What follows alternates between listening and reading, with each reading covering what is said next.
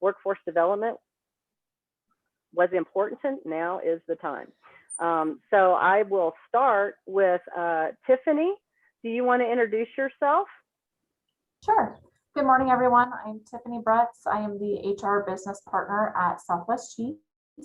And I am really excited to be a part of this board and see, what we can do together. And Tiffany, help me with this. Is Southwest Cheese the largest cheese plant in the country or the world? I've heard it both ways. Depends on who you ask. But we are the largest cheese manufacturer in the world for American style cheeses. There you go. That's awesome. Thank you for that. And that is in Clovis, where my son now lives. So I'm getting to learn a lot more about your community. So thank you, Tiffany. All right. Josh, welcome. Good morning, everyone. My name is Josh Orozco. I'm down here in Santa Teresa. I've been doing industrial recruitment, retention, economic development down here for the past 20 years.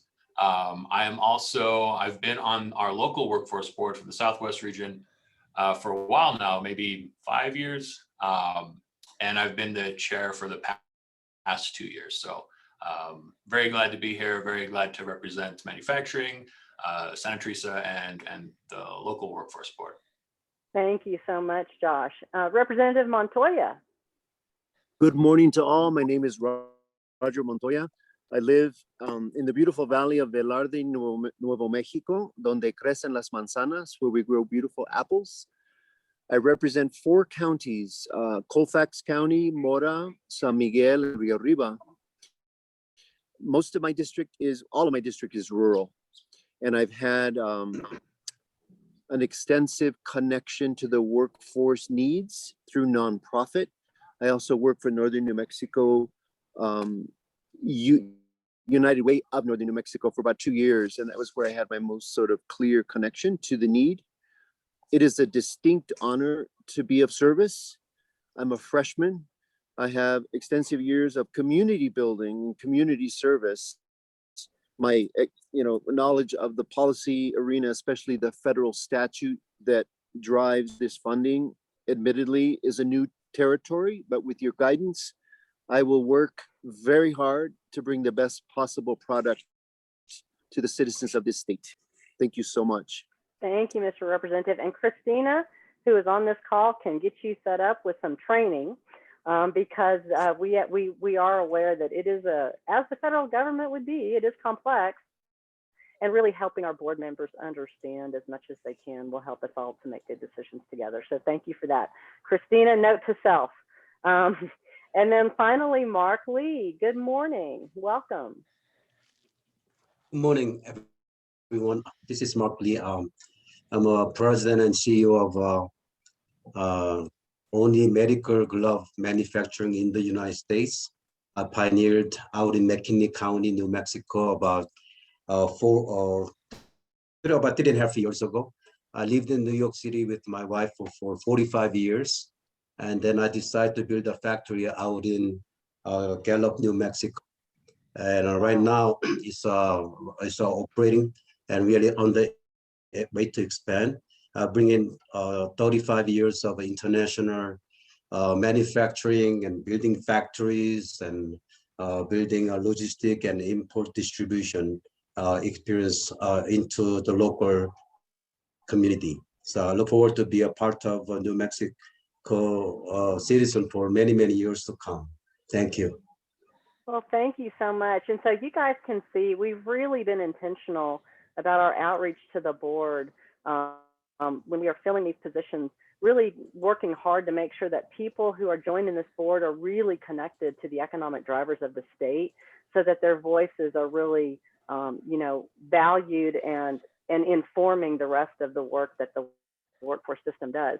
I was asked to do, right before roll call, I was asked, we've got 4 people on the phone that are just phone numbers that are on here. And I'm not sure how I need to do this, John, but I need to find out who these 4 people are just in case we might have a board member over there.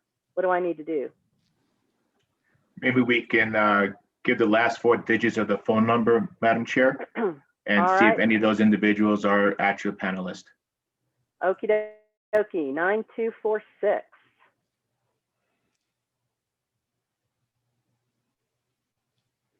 And would they be able to unmute themselves? Oh, I here we just go. did. Okay, if you are at 9246, would you just let us know who you are?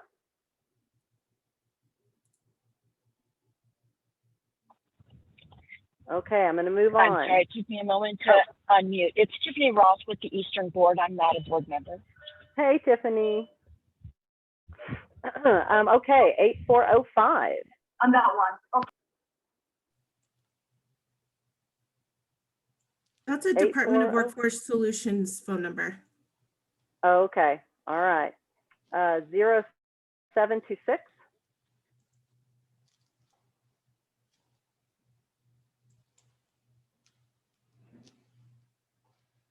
Good morning. It's J.R. Miho with the South Central Council of Governments.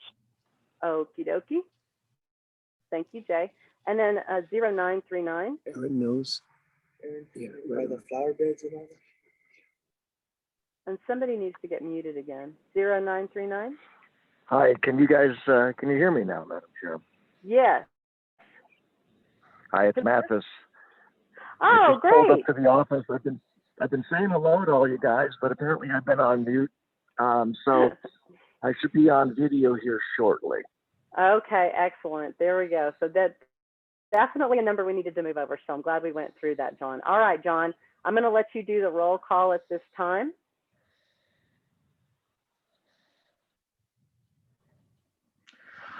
Okay, thank you, Madam Chair. Joanna Anaya.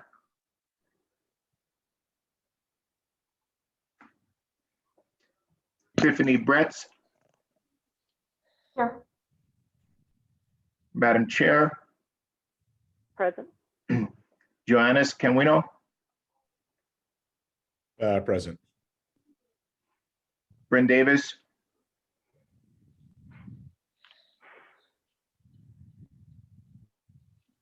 Need you to acknowledge, Mr. Davis.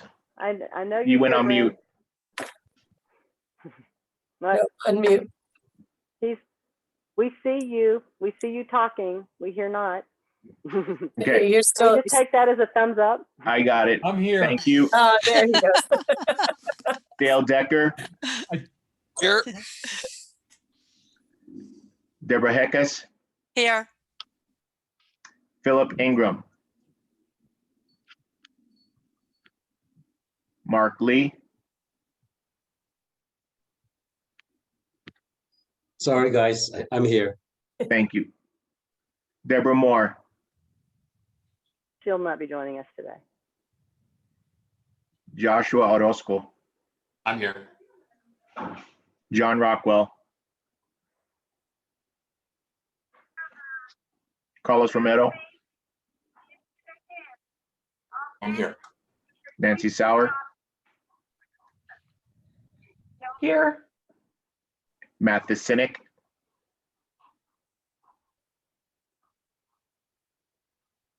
Mathis, are you on mute still?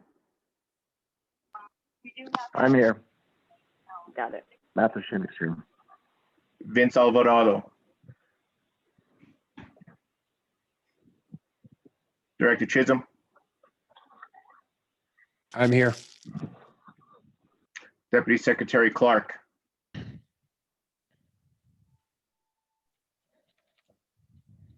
Bobby Ehrig. Carla Kugler. Representative Montoya. Here. Secretary Serna. Here. Deputy Secretary Majerano.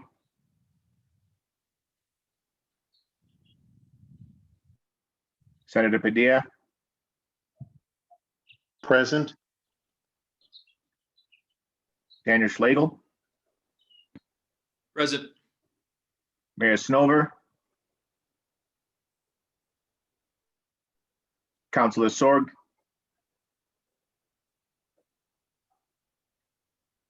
Ezra Spitzer. Present. Director Trott. Here. Deputy Secretary Waterman.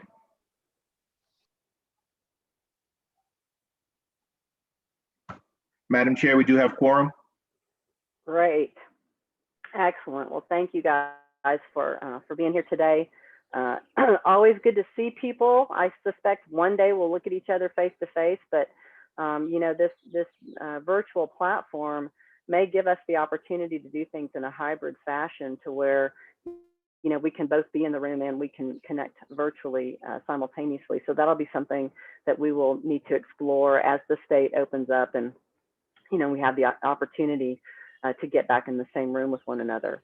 As far as the agenda goes, the way we do this so that we don't have to do as many roll call votes is I ask if there are any changes to the agenda.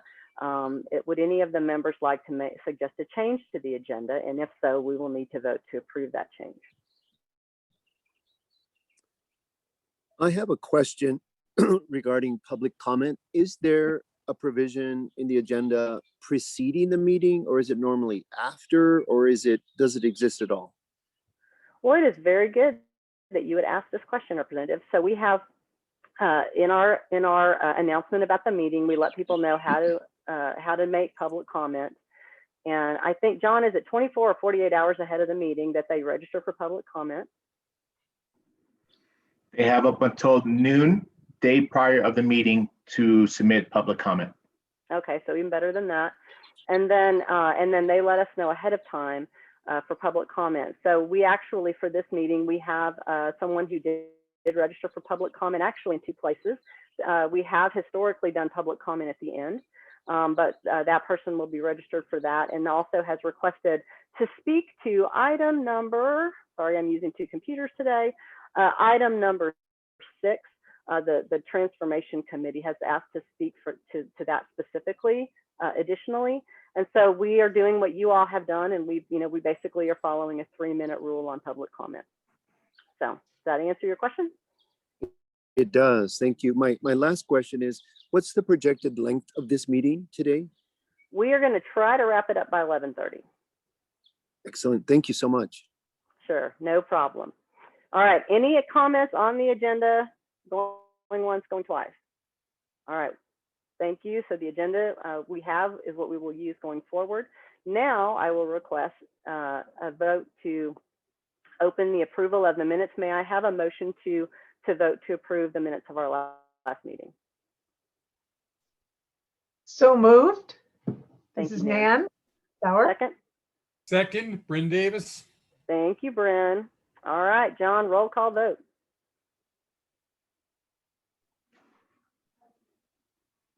Tiffany Bretz.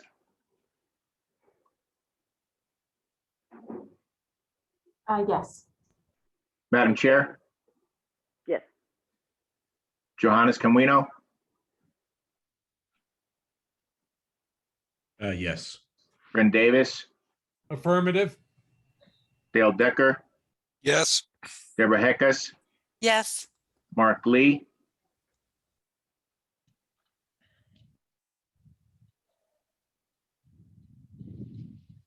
Mark Lee. Sorry. Yes, I was on the Thank mute. you. Sorry.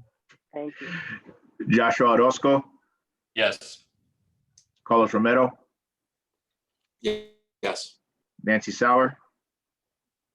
Yes. Mathis Cynic. Yes. Director Chisholm. Yes. Representative Montoya. Yes. Secretary Cerna. Yes. Senator Padilla. Yes. Daniel Schlegel. Yes. Ezra Spitzer. Yes. Director Trapp. Yes. Madam Chair, we have unanimous approval. All right, thank you so much. And just for the sake of reminding us all, because of open meetings in this environment, just when you are entering the discussion, just state your name ahead of time. That would probably be good for our new board members to know as well. State your name before commenting. We also don't use the chat feature because people can't people can't, I guess, see it, and so we don't communicate using chat. And then also, excuse me, were anything to happen with the signal, we would pause the meeting, would not go on until we restored that. So just to remind everybody of that. So now let's talk business engagement, and I would like to invite. There's going to be a few pieces of this discussion, but I'd like to invite Johannes, who is chairing our business engagement committee, remembering that the workforce system has two customers, right? The job seeker and the employer. And I'd like to have Johannes just give a little update on what this business engagement committee has been doing. Johannes, you're up.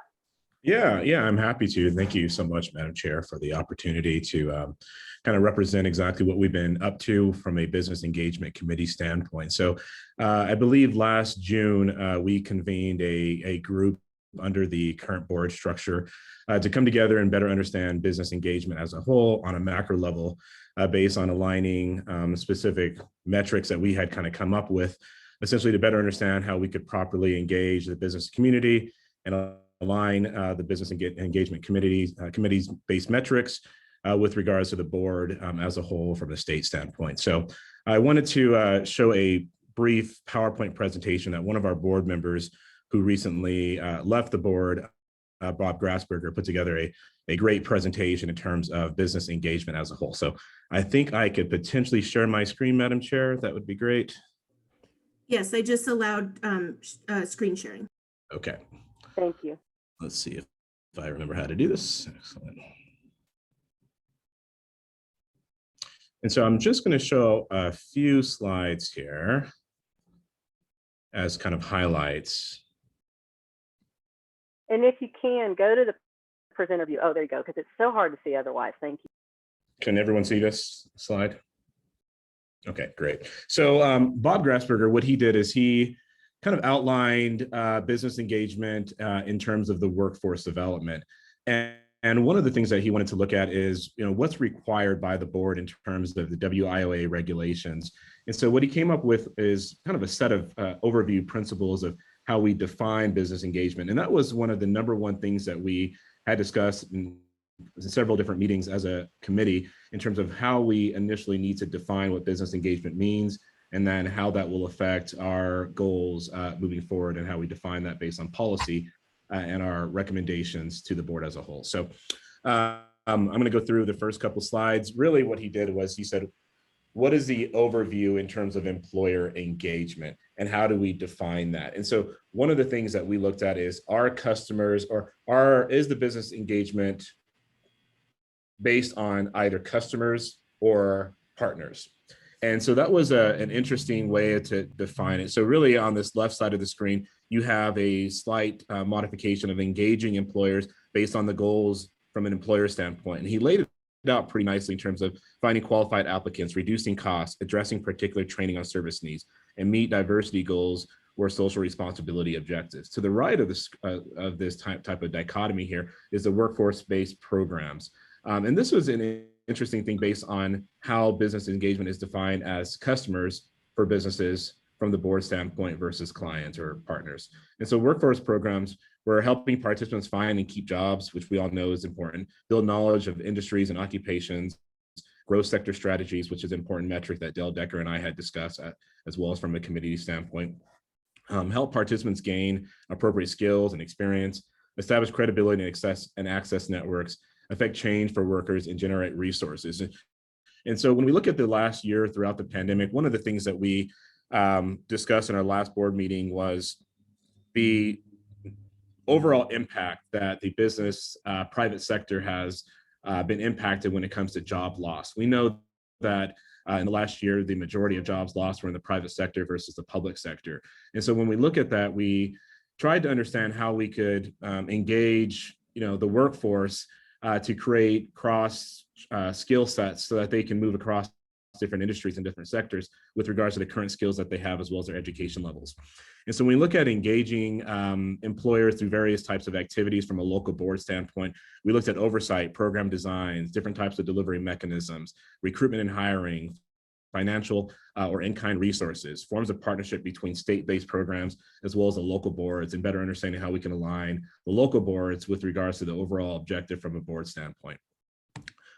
This next slide was, realizing the overall value of better defining business engagement as a whole, as well as how that affects the board standpoint from policy, if businesses are considered as customers or are they considered as partners, because both segments have their pros as well as their cons in terms of advantages and disadvantages.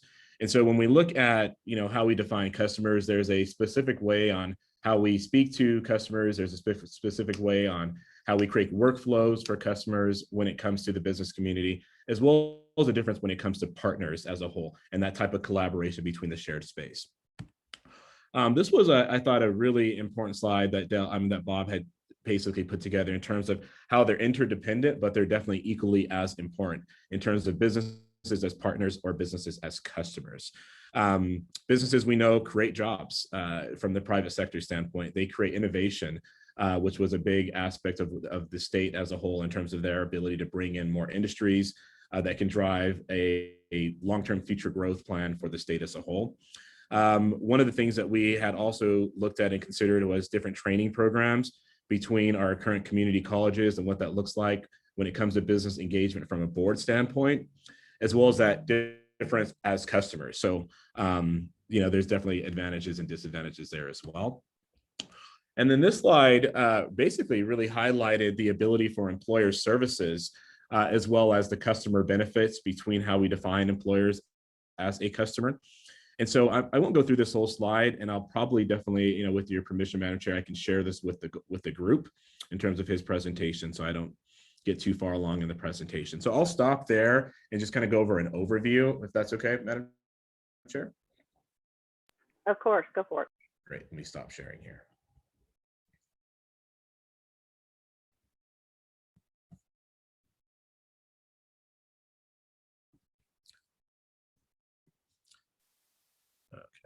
Let me just try to move my screen over.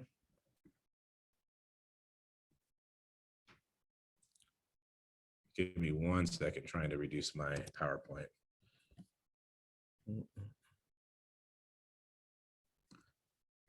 So in essence, from an overall perspective of the business engagement, we want to look at transitioning to a culture of partnership with the business community rather than viewing them as customers. As part of our proposal in terms of the metrics that we're trying to capture based on how effective we see this model being shared across the board is how many sectors we're engaging in terms of how the board is engaging with the economic development goals within those local boards, as well as our ability to understand and align the economic developers with the business community within those regions across the state. How many businesses are they working with within these sectors? How many new hires have been made? How many incumbent workers have received training to upskill their ability to move across organizations as well as have upward mobility? What's the average wages of new hires in those sectors? What's the time on the job for those hires in terms of their long-term sustainability within the organizations that they work for? How is this affected by the cost of hiring for the employer? And then how are these employees still retaining their ability to be employed with the same company post 1 year? And so within these future meetings within the business community or business engagement subcommittee, we see that we're going to look at bringing in different guest speakers outside of the state to basically gauge how they're doing business engagement, and then align various forms of metrics based on our ability to better understand what's happening on the local boards, as well as the business community within those regions, to come back with recommendations to the board as a whole. Well, thank you for that, Johannes. And it's a nice segue to what Yolanda's going to talk about, but I want to give the board, does anybody have any thoughts or comments that they wanted to share in light of just what Johannes just presented? And really, it was this bigger idea about, seeing the business community not as a customer, but as a partner, and really thinking through how do we tailor to create the most opportunities for the job seekers, because at the end of the day, I always say this, where are these people going to go to work? So making sure that if we have those strong partnerships with business, we've got strong places for people to go to work one day. Does anybody have any comments for Johannes? Well, thank you, Jim. Oh, go ahead. Wondering, historically, has the nonprofit sector been engaged to any critical level? When we look at emerging from COVID, particularly in rural areas, The nonprofit sector is somewhat the fabric of how we hold and build community. Can anyone answer that question as a freshman and new to this arena on a statewide level? Sure, Representative Yolanda, I suspect you've got this. Yeah, I want to take a stab at that. And Chair Bryan and Representative Montoya,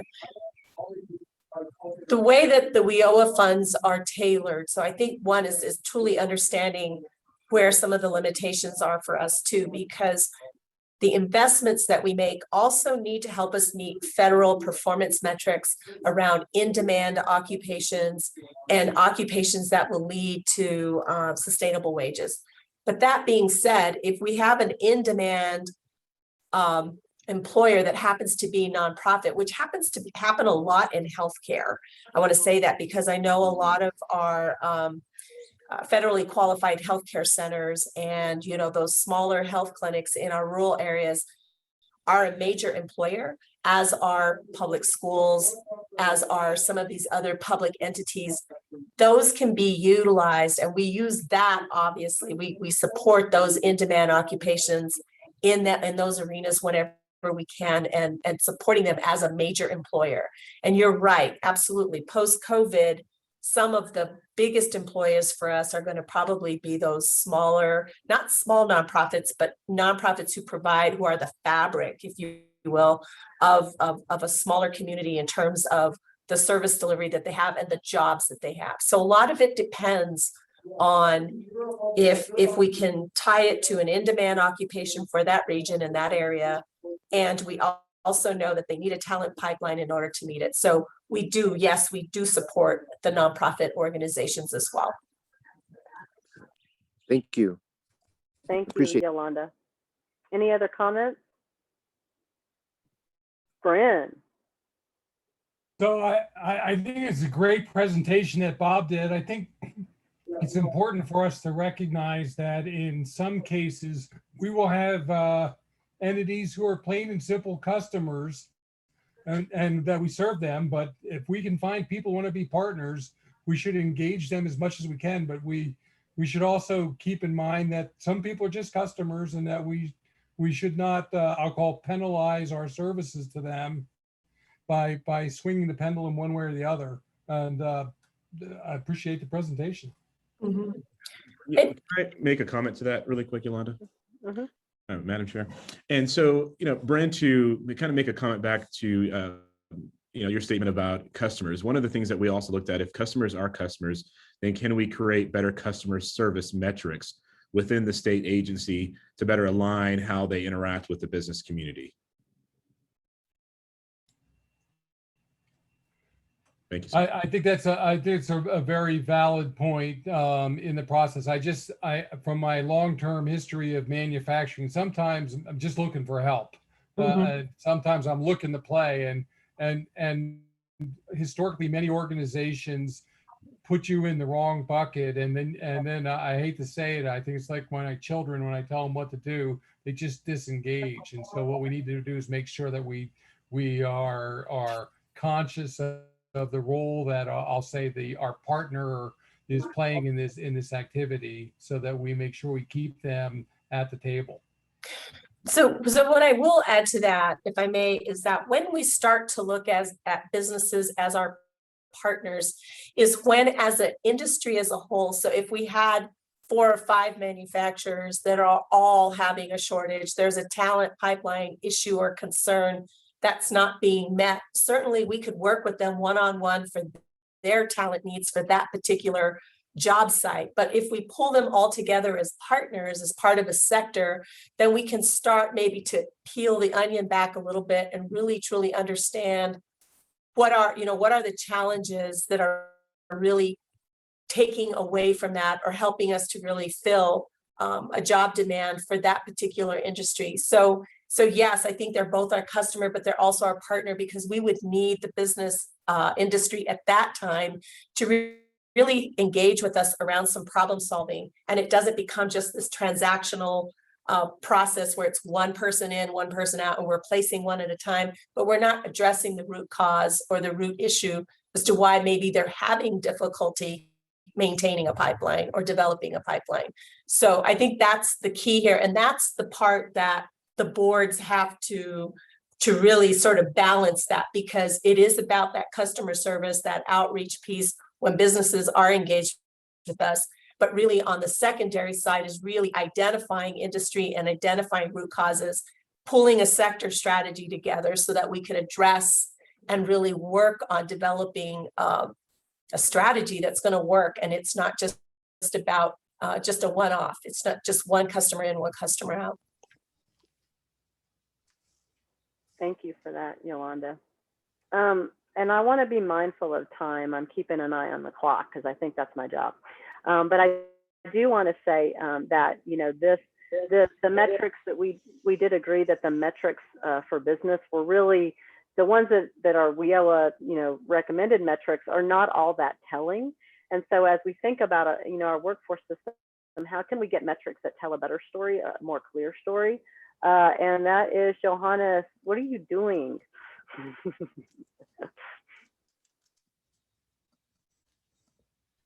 You're muted, I think. Sorry. There you go. What were you putting your license up for? No, I was, having an issue that I was trying to get a screen capture, but. Oh, gotcha. Check. Okay. Well, thanks. Thank you. So I didn't realize I had my webcam on. No worries. I don't think we could tell. I don't think we were able to get any good intel on that. Let me go ahead and transfer the conversation, unless there's any more comments for Johannes. There's some really good work going on. We are a part of some national efforts. One of those is the National Governors Association. We're in a peer learning community with some other states, which is extremely beneficial. And I just wanted to, give Yolanda a few minutes to talk about that, and then also the on-the-job waiver. So, Madam Chair and members of the board, New Mexico was selected as one of 9 states in this last round with the National Governors Association. It's a small amount of money, but a small amount of money has actually given us an entree into this peer learning community that's pretty incredible. We are able to connect with other states to help do problem solving together, and to also just get access to some incredible resources that we've never had before. So that's part of what we're using this NGA process for. We submitted an application on behalf of a reemployment project, and it got selected. And so we're using the funds that they gave us to help us support a statewide marketing campaign that is going to be focused on getting people back to work, supporting like an 800 call line so that individuals can call from anywhere across the state, get connected with a career advisor, and get connected to resources. But additionally, what it's also supporting, and I've heard this conversation about business engagement, this is why we stuck it here, is because we also have a partnership with higher ed, and we've got a request for application out where our public institutions and our tribal communities, tribal institutions can submit an application to create these short-term training programs. And the reason I bring this up is these short-term training programs have to be developed in partnership with a business. So they have to look at filling a specific in-demand need in their community. And what we think of a short-term training program, we're thinking of something that's like 12 weeks or less. It's going to upskill people so that they can, especially our dislocated workers, upskill them and actually get them employed into some industry that's available in their area. For example, New Mexico State University at Grants recently submitted an application for a certification program in fiber optics. Well, we know that thanks to the good work of our Senator Padilla on broadband, there's going to be this push across this, and there's going to be a need for splicers. There's going to be a need for some certified fiber optics technicians. And so this training program that they've put together, and what we ask them to do is to not only stand up the certification program, but also run the first certification program at no cost so that it's included in there. And the students that are first enrolled in that will get their certificates and get employment immediately. Well, this particular program, grants actually identified the employer. They're working together, and I designed a course that's going to train the first 28 folks. And then from there, the sustainability of that will be that we'll also get it on the eligible training provider list. So as we're working with dislocated workers, we know that we've got this program, and we can stand that up and get the demand need that's going to be required as a result of just the laying of broadband that's going to be happening out throughout the state. There had been some other applications that recently were received from Eastern New Mexico University and also from San Juan College. I haven't had a chance to look at them very closely, but again, it was this partnership. And what I loved about this is it's really forcing that engagement at the community college or university level to actually speak with an employer, because part of what they have to do with this first, these demonstration projects or the seed money that we're giving them is actually demonstrate placement and into employment. So it also is sort of meeting that employer as a customer, but also as a partner, and making sure that we can get some jobs created, but we can also get people into employment. So with the National Governors Association, we've got a group, we've got a senior leadership team that is made up of representatives from higher ed, Human Services Department, the governor's office. Daniel Schlegel's on that. So is Tracy from the state board, and myself. And what we do is we come together. We're essentially the team that's responsible for sort of the barrier busting, if you will, and looking at what can we accomplish in this short cycle that we have with this grant. It's not a very long term, but I see what's coming out of this is going to be a long-term partnership that will help us to really reinforce the system. The work that we're doing out of this is also the learning. There's an evaluation component that we're doing as well. And we're going to take those evaluation components and use it as a way to inform any kind of transformation that we want to make with the system. If this new way and these new approaches, the technology that we're doing makes sense, and we're actually getting more customers served, more employers served, what are some of the learnings that we have from that, and how do we use that to inform the system moving forward? So just wanted to give you an update on that. Tracy has been representing the State Workforce Board on that senior management team. We can certainly keep you apprised of the work that we're doing at that. I'm really proud of New Mexico. We should be spotlighted in a newsletter coming up, and we'll make sure that we share that newsletter with the state board so that you can have a better understanding of the work that we're trying to also accomplish with our national partners. And then what about the on the job? So on the job, Mags, are you on? I want Mags to describe the OJT waiver that we're getting ready to submit. There's Mags. Yes, Margarita Aragon. So we are submitting a waiver to USDOL specifically for on-the-job training. It is a waiver. It's going to be a short-term waiver. It'll probably be a year, or maybe it might last 2. And it's specifically designed to target as we come out of COVID, recovery efforts.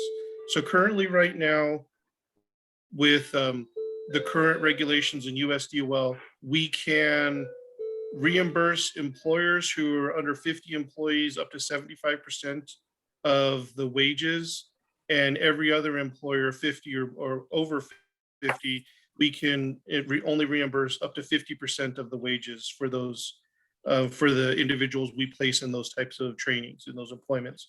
What the waiver is actually going to do is those individuals who have 50 or fewer employees, we're asking USDOL to allow us to bump that up to a 90% reimbursement rate. So we will reimburse 90% of the wages. We've part of the waiver is asking for those that are 51 to 250 employees. We're asking for a 75% reimbursement rate, and any employer who's over 250 employees, we're asking to allow for us just to keep the standard 50% reimbursement rate. So when we get that submitted, and if it gets approved, hopefully that'll help and give our case managers another tool to help employers get individuals and to train those individuals into new employment new employment opportunities. Tracy, can I add on to that? Tracy, Absolutely, DJ. this Yes, is go DJ ahead. Heckes. I'm a business owner board member. Thanks for that report, because I'm actually going through the JTA program. I'm a small business under 50 and under 15 employees, and I'm only getting the 50% reimbursement. I'm looking at interviewing and hiring someone right now, because in our industry, it takes at least 6 months to get someone profitable in the trade show and event industry. So also, did you know if you have someone within? So I hired an intern through the JTA program. Now I'm promoting her, and I get to run her again to apply through the program also. But I'd love to see the 90% one. What do you think the timeline is going to be? Because my business got hit pretty hard. Oh, you're on mute. Muted, Meg. Once we get it submitted, USDOL is usually fairly quick about turning them around. We anticipate about 30 days for it to go through the process and get a response for approval or not. It's been an ongoing process with us. USDOL has looked at what we propose and has given us feedback. So we're just kind of going back and forth with them so that we can make sure that we tighten it up and we get approval. I believe we're submitting our final draft. Mags, are we going to have that in by this week, or is it already off? It should be off by today, once I get the process that I need to actually submit it. So okay. The documents are ready to go. Okay. It's just what's the process to actually submit the formal request. Okay. New Mexico traditionally has not had any waivers, so we're trying to be really aggressive on any kind of pieces that we can do to support WIOA implementation, and this was one of them that. And I do want to say a special thanks to the Central Board for working with us on this one. It is helpful when we get some input and work with a local board, because then we can also make sure that it's going to be responsive to what they're doing. So I just want to give a special shout out to Arthur Martinez and Joy Forehand at the local level for also giving us some thoughts and ways that we could work. We partnered with them as we developed the proposal on this one. Oh, thank you so much for that. Mathis, I see that your hand is up. Yeah, thank you, Madam Chair. So like Deborah, we're going through the JTIP process ourselves, and this effort is going to be phenomenally helpful. We went from 12 people down to 3, and are now starting to figure out how to build back up again. So, our hiring can happen, within months, and we can put them to work very quickly after that. So, but I also wanted to touch base on this, the business engagement and the collaborative effort that Yolanda and Brian and Johannes were talking about. And thanks again to Senator Padilla for staying with it for so many years to get a broadband initiative. Out of the governor's office, we've been working with Kelly Schlegel, who has been tasked by the governor to start pulling together a vision for the broadband deployment. And I bring it up because it's essentially a collaborathon. We're all pulling together Sacred Wind, Octopulse, Sky, Plateau, other parties, in how we can jointly put together a complete broadband coverage for New Mexico and make New Mexico, the state to model after across the country. And so that collaborathon is looking at how we need to develop the workforce. So it's not only fiber optic splicing, but it's RF radio installment on radio towers.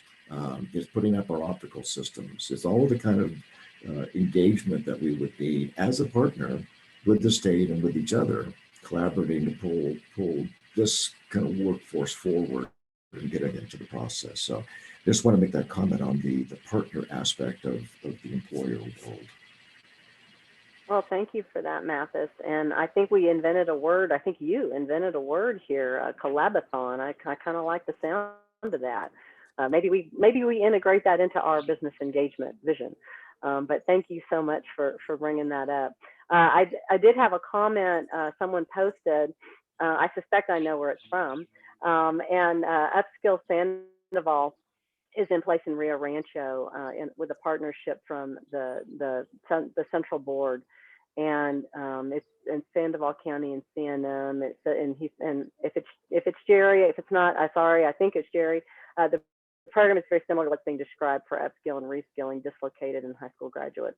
So there are some really good models for how business engagement can be really meaningfully done in the state. And our desire is just to build on those, right? It's like, oh gosh, if this works, how do we make it bigger and scale it?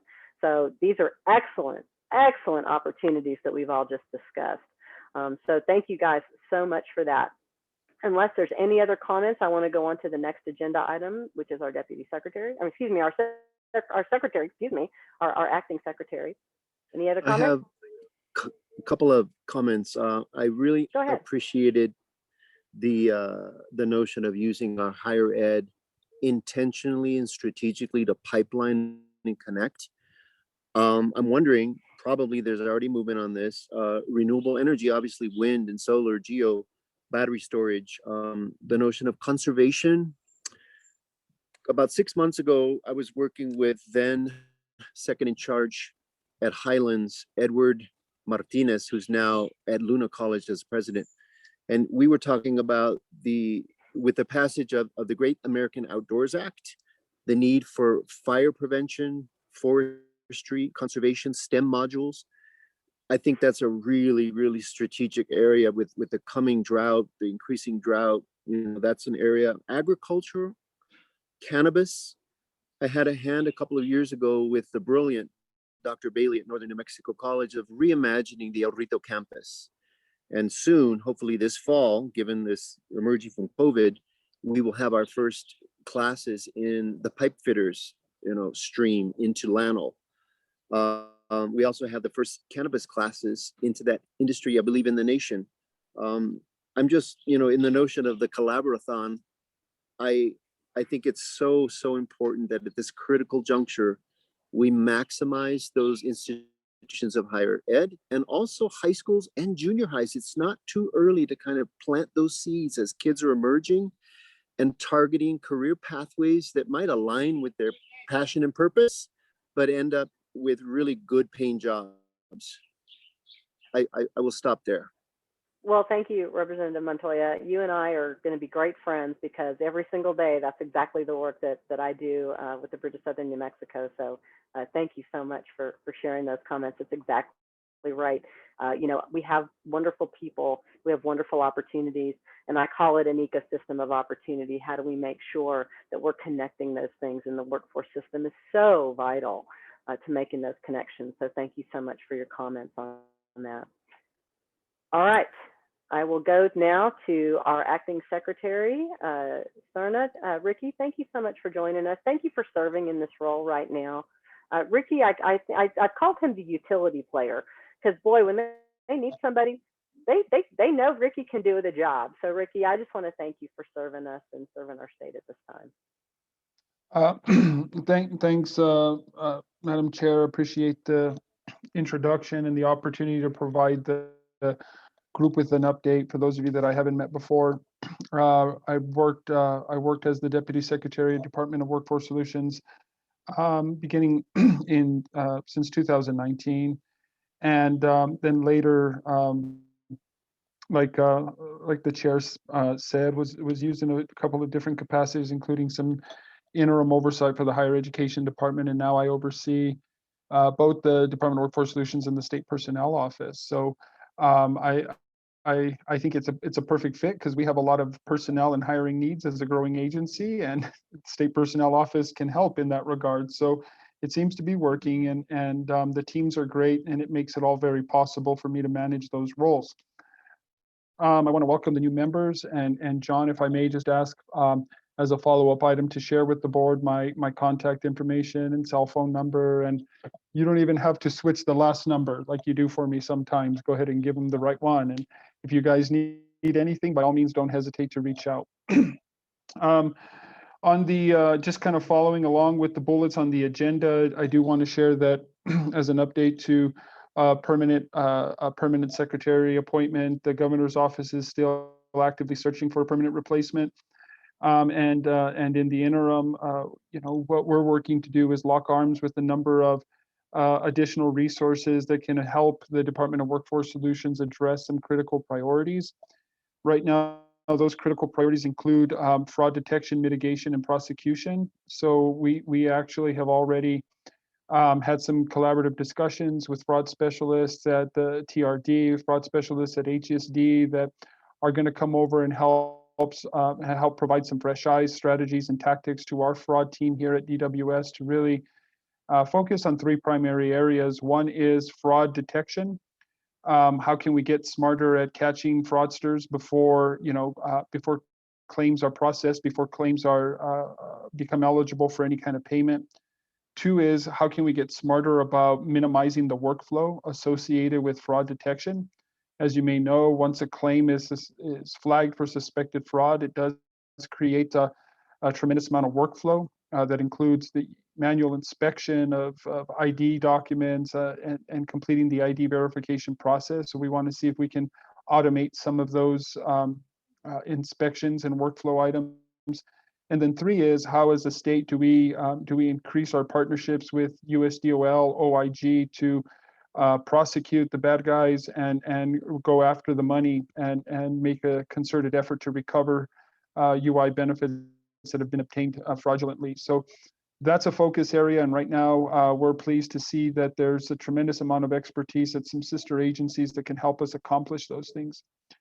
Another area that we're working on establishing a partnership for is to really enhance and strengthen our current call center operations. We're seeing over the last few weeks a significant decline in total calls that are being offered to the call center, and we imagine that some work that's being done on the back end by the UI and workforce technology teams is starting to pay off. We've strategically been using a lot of call data to understand not only why people call in to speak with an agent, but for those calls that we're unable to answer, we've got some reports in place that help us pull those phone numbers out of the queue, connect those phone numbers with a claim, and then connect those claims with issues. And then we spend a significant amount of time working those issues so that even though we haven't spoken to that individual, we're working to address their issue and minimize the need for them to call back again the next week. So we're seeing, of course, a sudden decline over the last few weeks in total calls, and we're seeing a similar decline in unique calls offered. So we think that the timing is good for us to perhaps try and identify with a partner who could serve as a call center overflow for us, meaning that when our queue fills up, that we would redirect calls to a secondary call center that could help us answer 100% of calls in a very short timeline from today. And so we're working tirelessly on that, and we're hopeful that something can materialize in the next couple of days so that we can start working towards that option. Those are a couple priorities that many of you perhaps have heard or have read in the LFC Spotlight report that was presented to legislators a couple weeks ago down in Las Cruces. Myself and our UI director were at committee for a few hours going over some of the findings. And among those, besides the fraud and the call center support, was a focus on overpayments related to the administration of programs.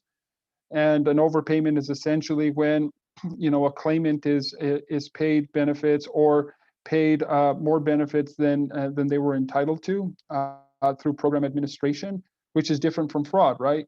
So what we're doing right now is we're monitoring our overpayments. As of 2 days ago, that total overpayment balance is at about $113 million. 70%, it's important to note that about 70% of that overpayment balance is related to the Pandemic Unemployment Assistance Program, which is an all-new program that was developed and pushed out to all of the states as part of the COVID recovery packages at the federal level.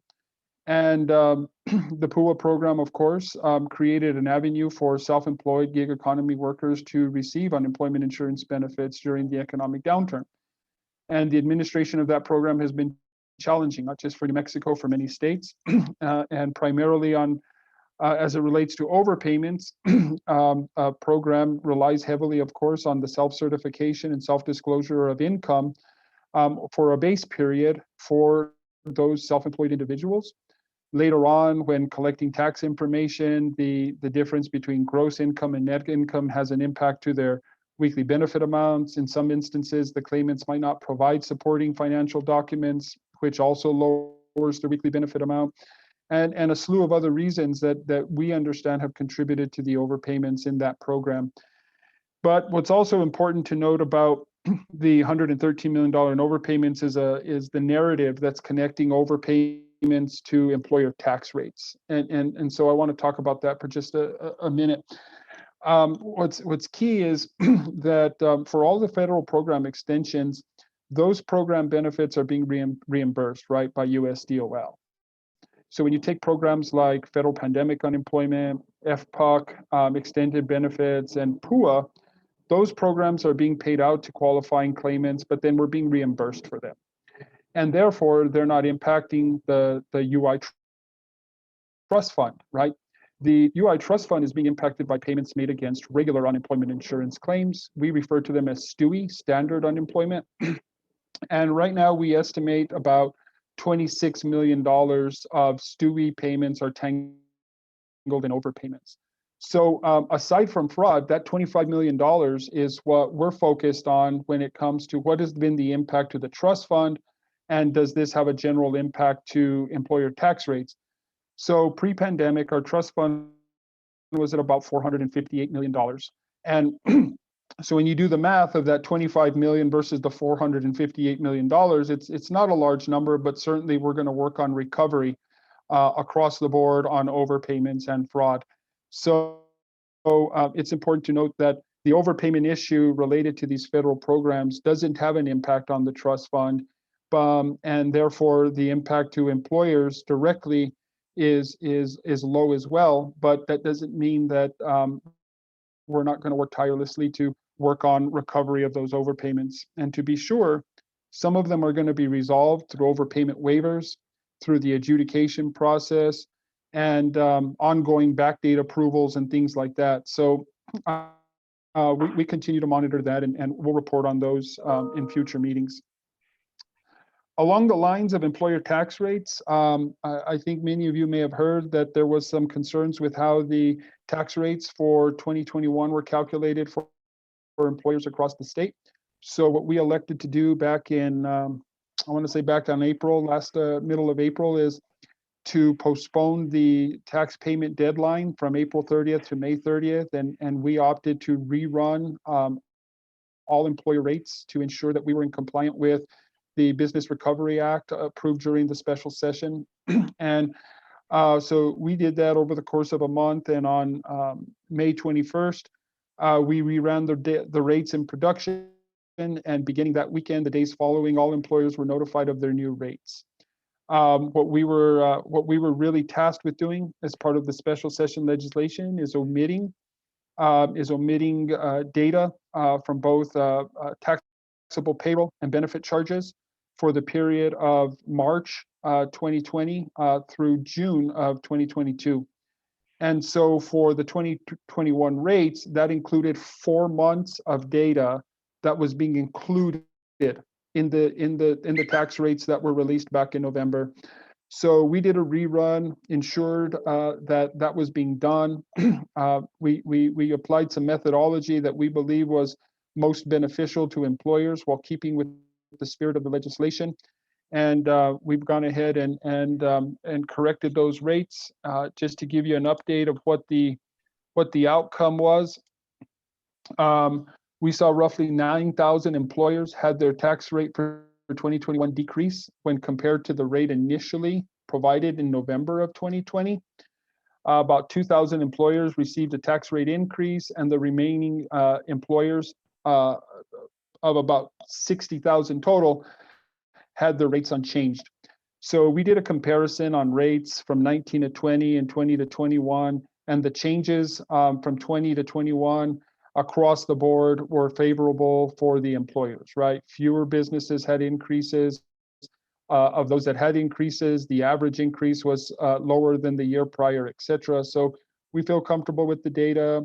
We've also provided businesses with information on how they could submit for a reimbursement if they had already paid their rates by the April 30th deadline. So that was certainly something that we were excited to cross off the to-do list on behalf of employers. Aside from that, I think it's important to note that in the midst of all of the perfect storm elements, the agency over the course of the pandemic has administered $3.7 billion, billion with the B, to New Mexicans. Compare that to about 800 million at the height of the last recession over a year's time. Our priority has been to get benefits out to those who need them, who are entitled to them, while maintaining a pulse on program integrity and mitigating fraud. But we've got to do better. There's no question about that. We'll be the first to acknowledge that in the midst of the storm, there were some things that we've reflected on already, that we've adjusted, that we've worked on, and all the way to the bitter end, we'll be reflecting on what we've got to do to be sure that we don't find ourselves on the back foot on any one of these priorities in the future. So I really want to send a shout out to the DWS team. They're a professional group of people that every single day get on the phone with individuals who are very much in need, not just to survive, but to keep their homes, to keep food on the table. And they do that with as much patience and empathy as I've ever seen. So we of course are moving towards ramping up on reemployment services to New Mexicans. On the first week of May, we lifted the work search waiver for all claimants, and that's claimants in all programs, including those who are self-employed. We created a soft landing, or an off-ramp, if you will, because what we did in the beginning of May was we lifted the work search waiver, notified claimants that they were going to need to start completing eligible work searches every week, but we were requesting that they keep a log of those work search activities at this point. What we're going to do beginning this Sunday is now we're going to present them with the work search screens when they go in to certify weekly. So we began the work search requirements at the beginning of May, and then they were provided with a month of time that allows us to communicate to them effectively, right? What their responsibilities are, what a qualifying work search activity looks like, etc. And now beginning June 6th, when claimants go in to certify weekly, they're going to need to provide that information to us, at which point we can continue to conduct audits of those work search, of that work search data, to ensure that claimants are actively searching for work. Parallel to that, we've been ramping up on providing businesses with information on how they can report individuals who refuse suitable work. That's been something that businesses have been concerned with over the past several months, is the refusal to return to work when they reach out to former employees. So we have a portal that's been made available to businesses where they can submit information of individuals that refuse suitable work under the assumption that they're receiving unemployment insurance benefits. So we continue to work on promoting the 1-800 number that we've created for New Mexicans to engage with a career consultant at Department of Workforce Solutions. We actually yesterday went live with some billboards here in Albuquerque promoting that 1-800 number to individuals who need information on upskilling and training opportunities and career consultants support and finding work. So we're hopeful that we can continue to get that information out. It's now part of all of our correspondence going out to claimants when we refer to work search requirements. I was pleased to hear this morning that we're significantly ramping up in a creative way with our RESEA program. Not only now are we able to conduct RESEA activities virtually, but yesterday we got approval to conduct those activities in group settings so we can become more efficient. For those of you that are unaware, the RESEA program targets claimants that are highly likely to exhaust the life of their UI benefits, and then we engage with them before 5 weeks after their first payment to really get them connected with a career pathway and plan for getting them to work, so that we can move them off of transitional benefits very quickly. So we received additional resources. That program is a focus point for economic reopening by the U.S. Department of Labor, and we're going to do everything we can to put that money to use here in the state. So that's a high-level overview. I don't want to take up too much of your time, but I want to also be able to answer any questions you may have. Thank you, Ricky. And I think as, follow up to the board meeting, I do think that the presentation that you gave at LFC would be very beneficial for the board to see. We all knew that it was a lot of work, but to see it in that way was really helpful. Senator Padilla, I saw you put your camera on. Did you have something you wanted to say? I wasn't sure. Actually, no, I finally have good broadband. I've been working on it for 9 years for the moment. But anyway, thank you, Mr. Secretary. Fantastic update. I don't have any questions, Madam Chair. Thank you. Thank you, Senator. Does anybody have any comments or questions for Ricky at this time? Well, all right. Well, thank you, Ricky. Thank you so much for the work that you're doing. I do think it's important for people to, a lot of the concerns of the business community has been around, making a job offer and the person either not coming at all or, coming and staying a very short time. I think that's happening quite a bit. So, thank you for sharing that information. I think that's also good for us. It's good for us as board members to know what's happening and to have access to these pieces of information because we're ambassadors. We are ambassadors of this department, and we can get the information in the hands of people. So, so if you, also note, send that and follow up as well for those of us that have heard those stories, and we can give that information out. But seriously, to the secretary, to all of the staff, thank you for the Herculean work that you did. It was unbelievable, and yes, there's always something to be learned. But I was really very, very thankful when I started reading the stories nationally about people that were still on like a DOS-based computer system that were basically unable to get unemployment benefits out on the ground because their computer systems had not been updated. So we were, by comparison, I think we were in a much better position than many states were. Madam Chair, I actually do have a question. Oh, go for it. Yeah, just a real quick, Mr. Secretary.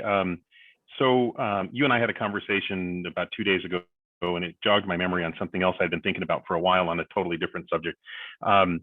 So can an employer go to the Workforce Solutions website or log in somewhere to a portal where they can query the database down to their skill set and then pull now I know there's private information there, so I'm not sure how that would work, but so let's just say that Mr. Shinnick here is over there needing some techs for some particular specialty. You should see what those guys are up to, by the way, everybody. It's fantastic. If you haven't learned about it, it's really remarkable. Just don't put your finger or your hand in the way of the signal. So, but so can he go in there and say, I need 4 whoever, and they need to have these 17 skills. Can he go in there and say, well, gosh, I need to talk to 11 people to get 1 person. So can he go somewhere on his own into the database as an employer and pull out 44 candidates to get maybe 4 or whatever? Is that possible right now with our current working mechanisms that we have in place right now? That's a great question. And I do not think that it's a function that a registered employer can do, but even better is he could give the local workforce connection office a call, let them know what he needs, and they can go to work on the direct referrals of applicants that fit the bill. So what the Workforce Connections office staff will do is actually conduct the screening, have the initial conversation with the applicant, and then do the direct referral to that employer to ensure there's a good fit. And it reduces the amount of time that the business owner or the HR managers, et cetera, need to do on applicant screening. Yeah, that's a great value add. I hadn't even thought about that. So that really makes a lot of sense. This massive job fair that I have every summer, we get quite a turnout. You all participate in this as a department every year. We're bringing it back this year, by the way. But that's the piece that we're missing. So when employers come in, they do have to talk to quite a few folk in order to find, 1 or 2 or 10 or 50 good people for the type of work that they're doing. Not to say that those employees aren't good for some other position, but just for that particular position. So it just seems like collecting as much demographical data and information. Are we maximizing everything that we can collect from a candidate to know what their qualifications are? We are. When we get a candidate to do a full registration in our job system, right, then it is essentially creating a profile, right, that allows for them to build their resume in the system, provide us with their educational educational degrees and credentials. And then on top of that, per the employer's request, to conduct any sort of pre-screening, test administration, skill assessments that would be necessary to connect them, right, with the minimum skills and qualifications of those positions. Wonderful. Well, I appreciate it, Mr. Secretary. And Madam Chair, from no questions to a couple. Thank you for allowing me. Well, thank you, Senator. Thank you very much. And thank you, Ricky, for your report. Chair Brian, I think Margarito has some additional information to share. Oh, okay. Yes, Senator Padilla, Chair Brian. To give a little context to the question that was asked, if employers can look for qualified candidates in our current Workforce Connection online system, there is a self-service functionality built into it that allows for an employer to do a search, and if the individual chooses to make their resumes publicly available, then there is the option that the employers can pull that information. It is contingent upon, as Secretary Cerna said, if the individual has all the information in the system, then they will be able to be seen. And it does skills matching as well as work history and employer. So it has a matching capability for employers. I'm really happy. Thank you, Madam Chair, and thank you, Margarito.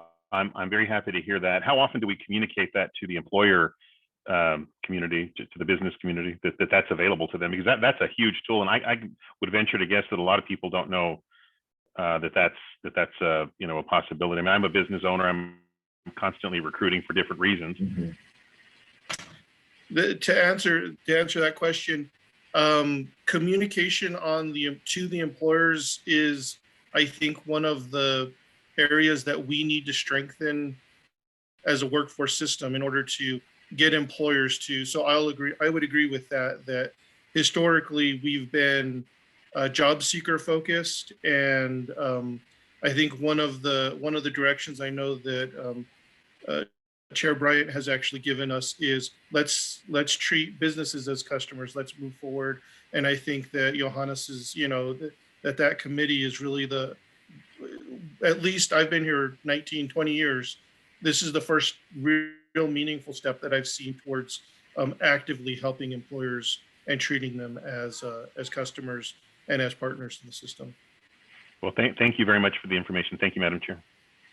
Thank you, Mags. Mathis.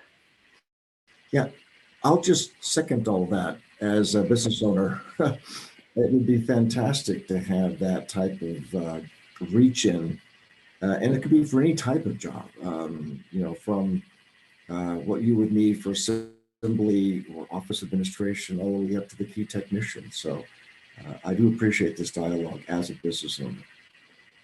Yeah, thank you, Mathis. And that is the thing, as I was learning about all that the system could do for employers, and then talking to employers who had no clue that any of this was available to them, it's definitely an opportunity for Johannes. I think you can take notes.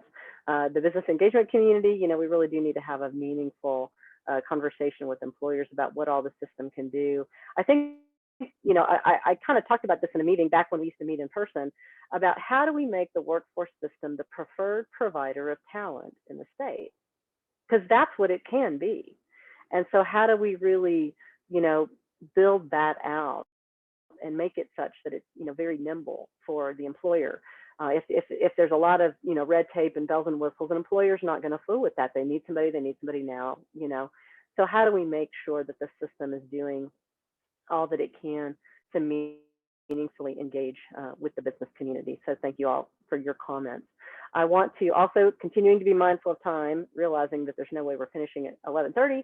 I wanted to open the conversation on agenda items next for the Transformation Committee. Part of this discussion will include a vote, so I'd like to just have a motion to open the discussion about the Transformation Committee. This is DJ Hedges. I'd like to make a motion to open the Transportation Committee discussion. Thank you, DJ. Any second? This is Nan. I second that motion. Thank you, Nan. So we did have someone register for public comment for this piece. And so we'll go ahead and hear that public comment now. But before we get into the rest of the discussion, the public comment request was for, related to, these agenda items. So observing the 3-minute rule, John, do you want to have that person able to be heard on the call? It has been done. Well, good morning, Madam Chair and members of the board. I'm Steve Dudon. I'm the administrator for the Southwestern Workforce Development Area. I'm here to impart that our Chief Elected Officials Board, that's comprised of 7 county commissioners, 19 mayors, and the president of the Alamo Navajo chapter in Socorro County, have met, and they are in opposition of the amendment to the New Mexico Administrative Code the way it was drafted. The situation is that if the amendment is approved, it will only leave 7 county commissioners and potentially eliminate 19 mayors as voting members from the CEO board. We understand that the current final draft that is in front of you could allow a county commissioner to designate a mayor as a representative for that county. But we ask that you think about the mechanics and the dynamics under this model and how this will really work for them to have an equal voice and an equal vote on the CEO board. Our chief elected officials are a strong CEO board. They have strong participation, and last year passed over 50 resolutions as part of their duties and responsibilities.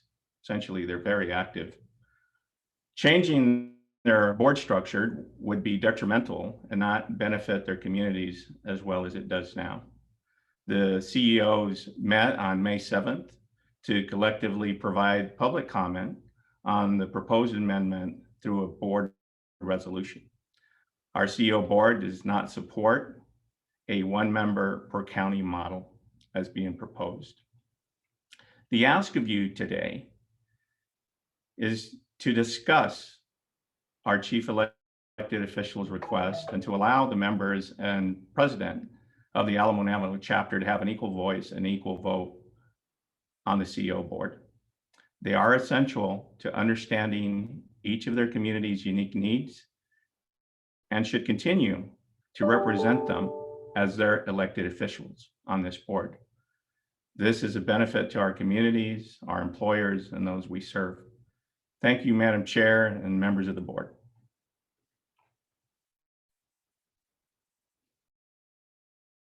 You're muted, Tracy. Gosh dang it, hate that.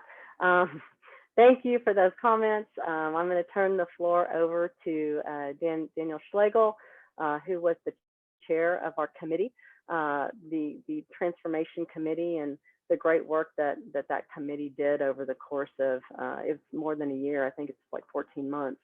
Daniel, do you want to give us an update? Yes, thank you, Madam Chair.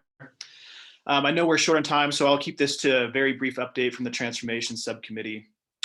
Following the full board's approval of the proposal to reconfigure our workforce system, we continue to provide information to and answer questions of the governor's office to support their methodical review. And this summer, we plan to further engage in more robust outreach to stakeholders, particularly the 4 local boards, to refine the best path forward. With that, Madam Chair, I'll just pass it back to you. I know we have a action item on the NMAC, so we'll move forward to that. Thank you. Okay, thank you for that. And so the language was sent to us ahead of time. John, if you want to pull it up, Yolanda, I will turn it over to you and to Andrea to discuss that. Yes, so what we have before the board is the final recommendation on the changes to the administrative code, where we went by and we did we made a greater definition on a chief elected official. And I want to be able to see it, Yolanda. John, okay. I don't know, it's not showing up yet. I wanted people to be able to see it as you spoke. I'm sorry. I'm sorry. No, it's okay. There we go. Okay, hit it. Sorry about that. Okay, there we go. So what's before you is the New Mexico Administrative Code. And for the new board members, just so that you know, the state board is a policy making board, so you get to review these and approve them. When we were doing the work of the transformation, one of the areas of improvement was needed around CEO engagement, and the state workforce board early in that process made the recommendation to us to really work on engaging with the CEOs and putting some better definitions and strengthening our efforts with that, along with changing the NMAC and adding a better definition or strengthening the definition of a CEO. We also engaged in some specific outreach, some training resources. We had technical assistance from a federal group that came in and assisted us with review of our policies and review of our practices. And so the changes that we're making are in alignment with what was recommended to us at a federal level. Hearing that with our local input that we got during public comment, we did shift it out, because prior we just said the CEOs must consist of one county commissioner.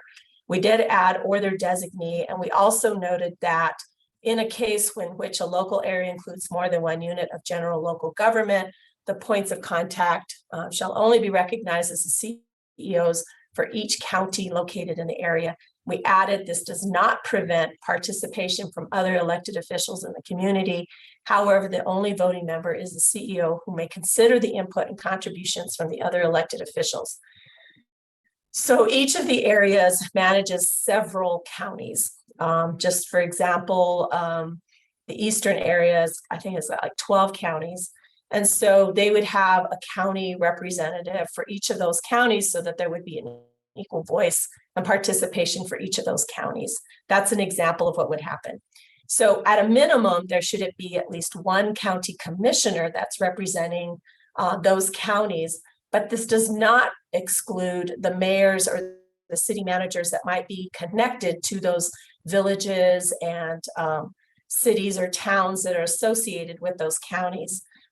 It just means that they have to caucus, they have to work together so that they're voting on behalf of their county, and they would have a voice for their county. The funding for WIOA is calculated down to the county level, and so the fiduciary responsibility rests with the county level, and that's why we were making this particular change in recommendation. We do anticipate that, you know, each of those areas will we will work with the CEOs, with the CEO groups or boards that they have. We did name a liaison who will have that responsibility for technical assistance and supporting them, so that we can help with their memorandum. They have to have an agreement together, a fiduciary liability agreement that cuts across all of their counties that they cover, and making sure that we have agreement with each of those counties about their understanding of what that means, and also providing ongoing technical assistance to them around orientation of their roles and responsibilities. So based on the comments and the feedback that we received, we did make some clarification of that so that it was understood that we are not excluding tribal governments or city, county, you know, city, municipal, what I'm trying to say, village, God, I can't even talk, mayors or city managers, or some of these smaller villages that are associated with that county. We just would want for them to be associated with the county that they're connected with, and that the work that they're doing and the responsibilities around the input for the pieces that they have would be coming at a county level. I stand for questions. What does Andrea need to weigh in on this? Andrea, do you want to add anything else to that? She was our, we worked with our legal, Andrea is the guru in-house around everything NMAC, and she supported this. So Andrea was the one that I consulted with to help us write the NMAC and the ensuing language that's included in there. Andrea, if you're talking, you are muted. Okay, maybe not. I know she had a meeting, Okay, maybe she But had I to just see leave. her on there. I don't know, Andrea, again, we'll call one more time. Do you have anything you want to add? And if not, then I would just invite the board for questions. I see Representative Montoya has a question. Excuse me just a minute. This is Randy Logan, and Andrea's in the office next to me. She's not able to unmute her speaker, and she says that she doesn't have any additional comments to add to what Yolanda has said. Randy, Well, is there thank anything that you. you'd want to state in addition to that legally or anything? I mean, I know that Andrea was the one that ran this with us, but she prepared me well. That's all I will say. She did, and I don't have anything to add. All right, thank you. Representative Montoya. Thank you all for this opportunity to speak. As a newly appointed representative, it is my duty to kind of share feedback that I'm getting directly from the local boards about this transformation and redesign document. There's considerable contention and ill feelings and dis-ease around this vote. It has been requested to do a pause before this vote happens, based on the idea that adequate and fair and equitable voicing and representation has not been part of the process. This is what I'm hearing. I say this with the greatest respect for this body, and of course the outcomes at the highest level for the stakeholders. Also, there's some question about the data used for this report, that it was derived from 2017 from the Martinez administration. I'm only delivering this as a representative and opening it to discussion. Thank you. Well, thank you, Representative. So you're talking about just that transformation. We're not voting actually on the transformation piece, that document that was sent to the governor. We're just talking about the language around the mayors and the commissioners and sort of that shift in it. But to your point, I would be happy to give you, because you're brand new, a full run through of the transformation committee's work. Maybe Daniel Schlegel and I could do that together to help answer, the questions or concerns that you've had. So that said, do you have anything you wanted to say specifically about this NMAC regulation? Yes, in my years of community organizing at the local level, design by committee is a challenge, but eliminating mayors' voices or anyone else's voices, and I'm not saying that is the intention, I think it's super important that people have a voice and that they're heard. And when that happens, we eliminate the contention. We find a product that really is truly community-based, and we have the best product we can have. And I'm just wondering, even though it can be challenging, to make sure that those voices across every sector, every quadrant, have a chance to weigh in on what mayors, what local counties are represented, and making sure that there's good feeling. This is about trust. At this pivotal moment in New Mexico, we have to build the best product. If we're going to emerge in the best possible outcome from COVID and beyond, we have to start fresh, and we have to start with confidence and trust. So I will stop there. Thank you. Thank you, Representative Yolanda. Do you want to say anything? No, I mean, I thank you very much for your comments, Representative Montoya. I do know that this was an area for us at a federal level where the performance at the local level on CEO engagement was not adequate. So even though we had this capacity all along to do what they could do in terms of engagement, it was inadequate. There were definitely places that needed improvement. So as a continuous improvement approach, and looking at what the Act asks us to do, and making sure that down at that county level, that they understand their fiduciary responsibilities. So this is the easiest way for us to get to that. We're in alignment with other states across the country with this particular definition and the way that we're doing it.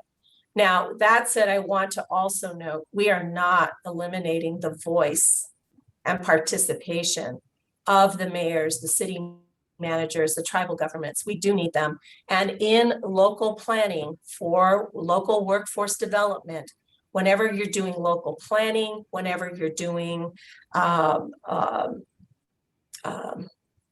my brain just went on kind of like went off somewhere. But whenever they're having to do local planning or local designation of areas, the voice and the input of all of those individuals is critical. So what we're trying to do here is we're also trying to be consistent with the law, with what WIOA is asking us to do.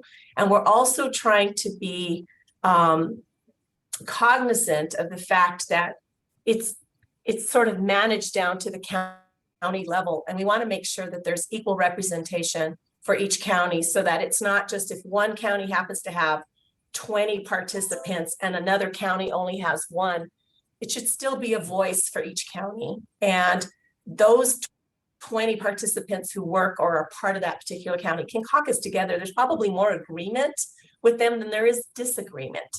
And so that they can work. And what we have seen at the local level with the CEOs is really them understanding their role and responsibility around managing that fiscal agent and that fiduciary responsibility of making sure that the money that's being allocated to them for their particular region and area is understood and it's well defined, and they can work with, they understand the rules and regulations around that. Plus, they also know their understanding of their role and responsibilities around the appointment of board members to that local board.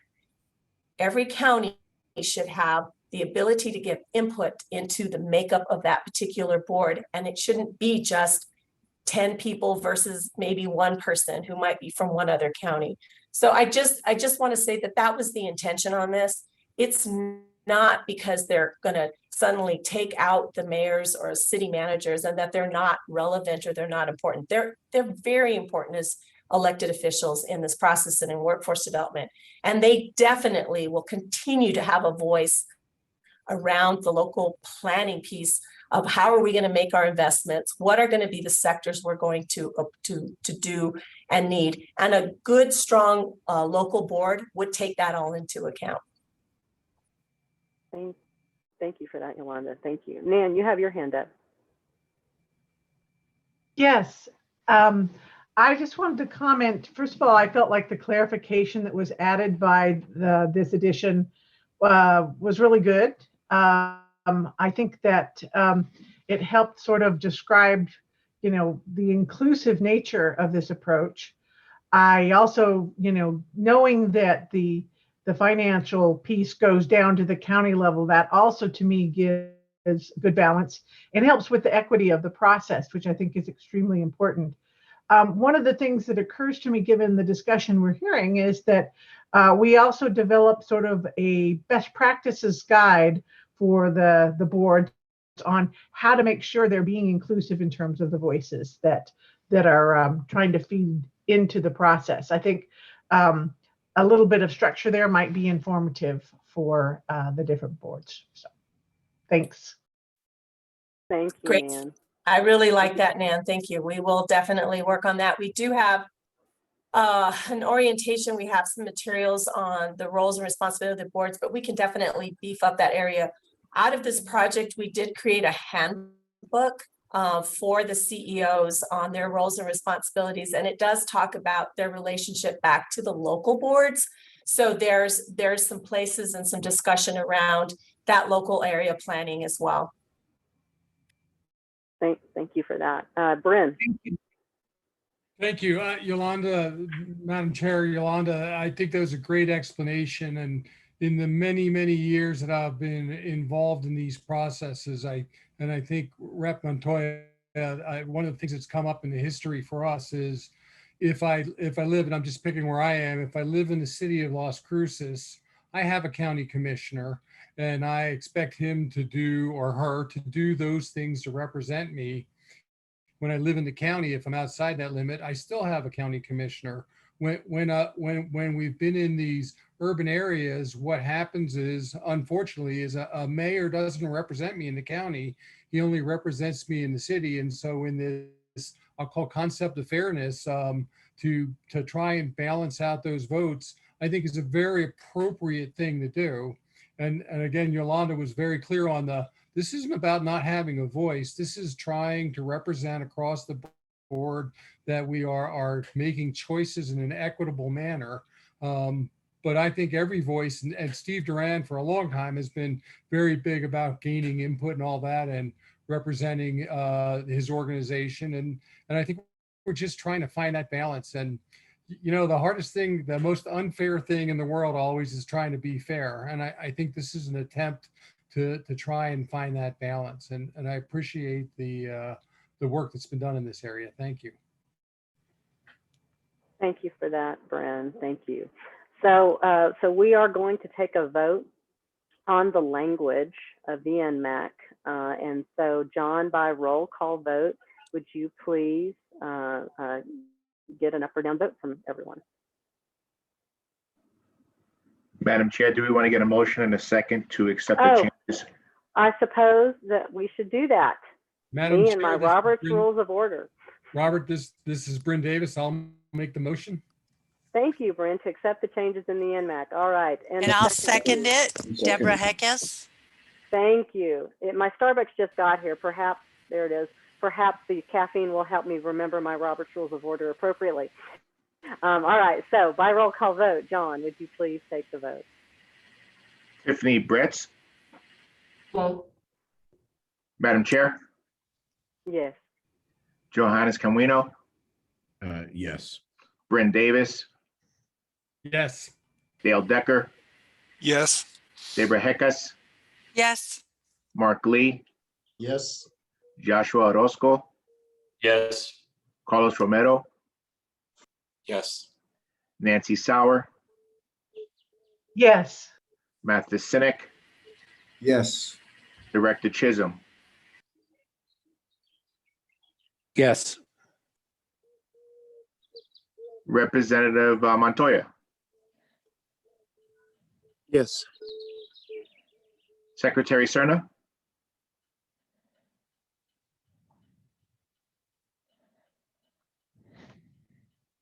Secretary Cerna. I see him. Yolanda's going to go get him. Keep going. Senator Padilla.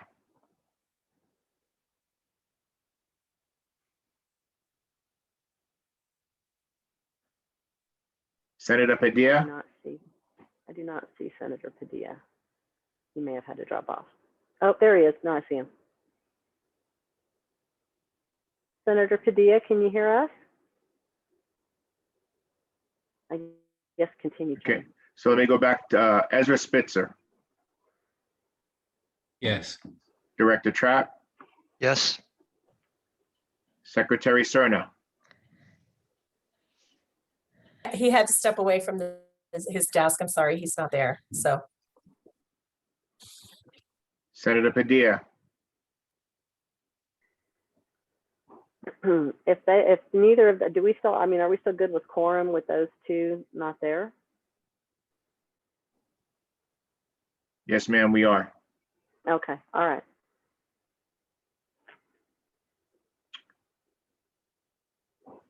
All right, Madam Chair, so we have 2 no votes on this one.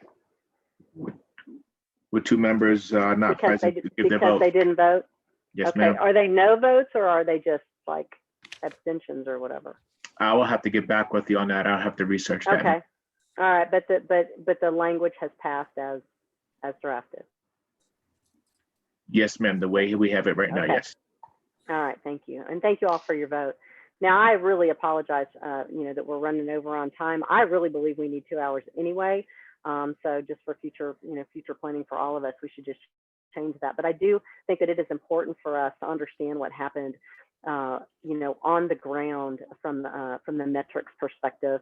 And so, Yolanda and Mags, I think this is, one of the most important parts of our conversation today. I'm sorry we've left it to the end, but would you please go through and present to us what happened in the last year. Sure. And so, Chair Brian and members of the board, what we bring before you, this is generally the time of the year that we bring before the board just up to third quarter performance. One of the things that the State Workforce Board also gets to look at is you get to review performance at the local level in terms of where our local boards are and what's happening. So the conversation around, just the previous conversation around transformation or any things that we're doing to inform the system or change the system are also based on This is Diana. what we see in terms of what's happening at the local level. So Mags is just going to go through some slides. We'll try to go as quickly as we can so that we don't tie you up too much longer. But this is just performance year to date. We went through the third quarter. Go ahead, Mags. Okay, thank you, everyone. So actually go to the next slide, John. In the interest of time, I'll try to go I'll try to go quickly through it, but just explain what we're looking at. So what we're looking at right now is the participants, the individuals who are served in the Title I adult program. So if you looking at this, the top number, the top chart shows that in third quarter program year 20, and we just compared third quarters over the year. That way it was a fair comparison across the 3 years. So we have program year 18, program year 19, and program year 20. So looking at the program year 20, we third quarter, we served 1,157 individuals in the adult program. Looking at that on this top chart, you'll see underneath the breakdown of the individuals served by board and the percentage that each one of them was served. So if you just looking at the chart, bringing it down, our central area served 36% of the participants in the state, in the Title I adult program. The Southwest was at 14, we're at 20. The state has seen a decline. If you look from program year 2018 to 2020, we have seen a decline in the third quarter. So we have had that trend down. The bottom chart, the bottom grid, if you look at it, shows the decline by board and by state of who's actually, or what regions are showing declines and what regions are either showing increased participation or just kind of staying steady. So if you look at this chart, you see that there's significant declines in the central and the Southwest board. If you look at the east, the eastern area just is staying steady and they're showing an 8% decline. But if you look at a comparison between program year 18 quarter 3 and program year 20 quarter 3, the east actually has a 5% growth from 2 years ago. So it really was that last year, program year 19, they did have a significant increase, and this 327 in the east is them recovering from the COVID in the adult program. Go ahead to the next slide, John. This next slide is showing the same information, but with our dislocated worker population. The state has really had put an emphasis, as well as USDOL, to try to increase the number of dislocated workers that are served in the state. This is a national trend, and we've really asked our boards to step up.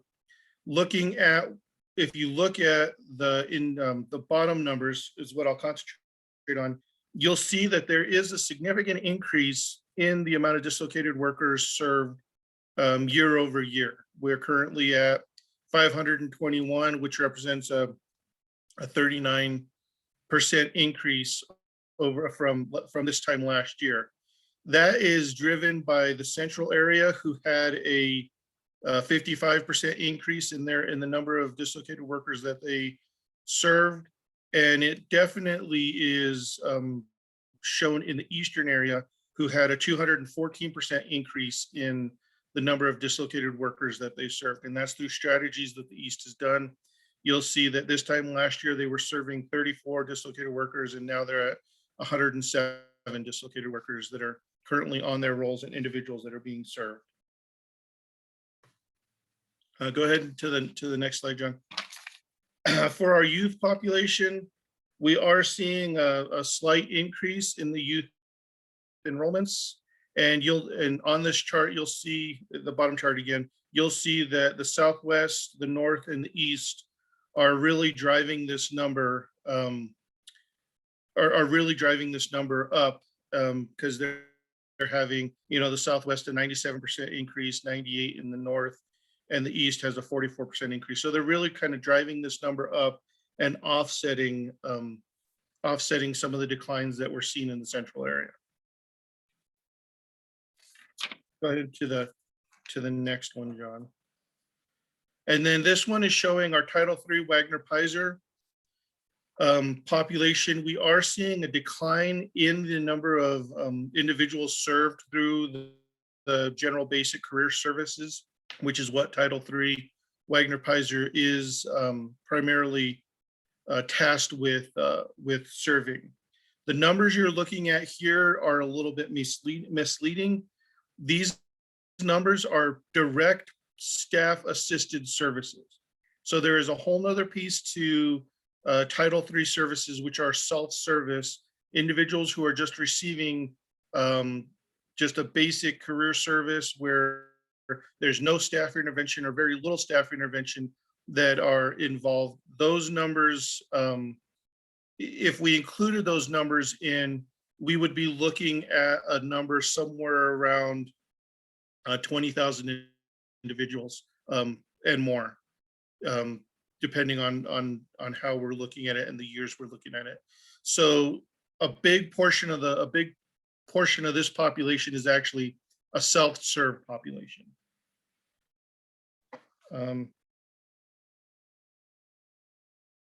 One of the things that we did want to point out on this chart, if you look at the Wagner-Peiser Title III services, really should be a conduit. It is a pipeline to Title I services. This should be the kind of the breeding ground where Title I looks for participants and actually recruits out of.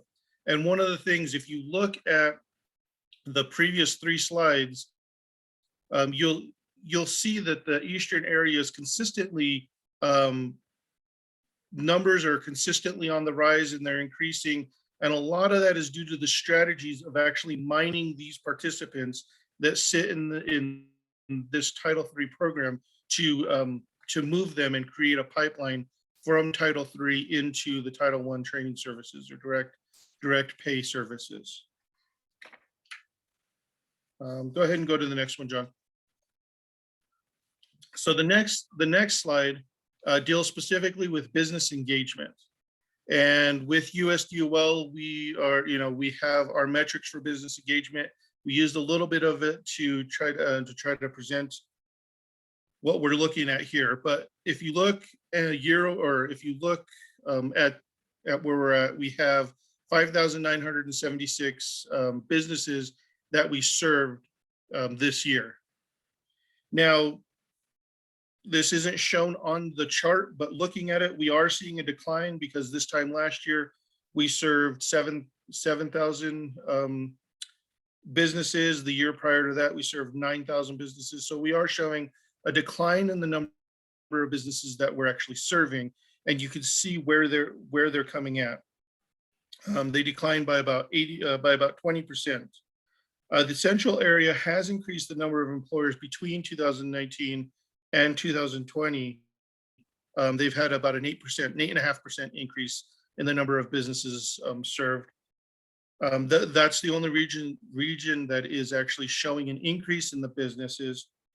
The Southwest and the Eastern area is showing a decline of 35% or greater. So they're actually serving 35% or more. They're serving less employers than they are by that margin. I'm going to, go ahead and go to the next slide, John, before I pause.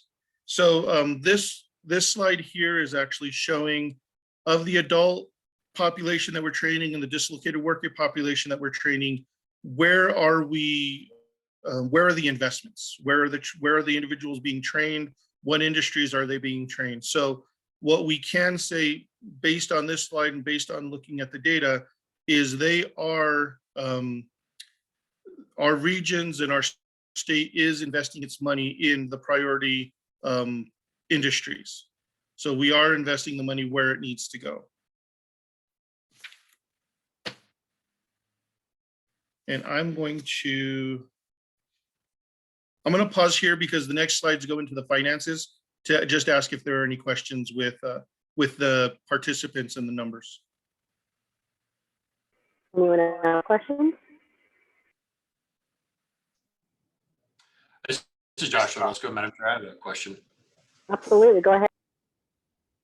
On the numbers of participants served, do we have for each region like a requirement that they're supposed to meet or some kind of benchmark that they're supposed to be meeting? The state does not push a service level to the region. So the answer to that question is no. We keep our negotiated performance at the primary indicators, the employment measures, and our direction to each local board is to set those numbers with their service providers and then send them to the state so that we can monitor those numbers from then. But the stance of the state has always taken historically has been the local areas know their region better than the state would know the individual region. So we leave it to them to determine how they're going to invest their money and the number of participants that they're serving. With the, with local control or the local board, we would hope that at that level, they would set some benchmarks, so stretch goals, like what is your target? I know that since I've been here, my goal, excuse me, one of my first goals was to get to 10,000 participants a year. And we're not there. That was just, and that's a conservative goal. And so it would be great if the local boards would set a target with their providers that is ambitious. And that really takes into account, because I think the next slides will really be helpful too, to understand in terms of finances and where we are with that. So that we can know where to get. The state board certainly could set a metric if we wanted to. The state board could say, we want to reach this, and that's the target, because as a board, you could determine that as a performance metric as well. Thank you. Thank you for those answers. My follow-up question is, do we have, maybe the next time we do this, maybe some population numbers so that because when I see on, dislocated worker, the central region does 265 and then the Southwest does 81. That's hard for me to equate without knowing, how much bigger is the central region compared to the Southwest. So that would just be a little bit helpful. That's all I've got, Madam Chair. Thank you. Thank you for that, Josh. Yeah, and to Yolanda's point, so when we, for the newer members that don't know this, we do as the state board review the grant agreements for the next year, so for 21-22 for each of the 4 boards. And we had questions based on what we saw, which was part of going through this process of looking at the system and where we really structured for success. And it was troubling that the best case scenario is 5,500 people, maybe 5,600 people served based on the goals that each of our 4 boards set. So 5,600, it's somewhere in the middle of that statewide. And, I'm looking at the unemployment numbers today and it's 80,000 people. Well, that's what Yolanda's getting at, is we've really got to think differently. It's not business as usual. It can't possibly be.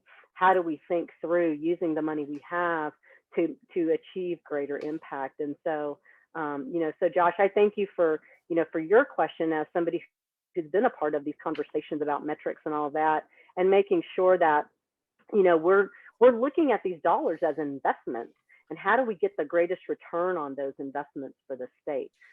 That's all I was going to add to that. Mags, did you want to say something, or did you want to continue? Yeah, we can continue because I think the next slides, right to slide 9, John.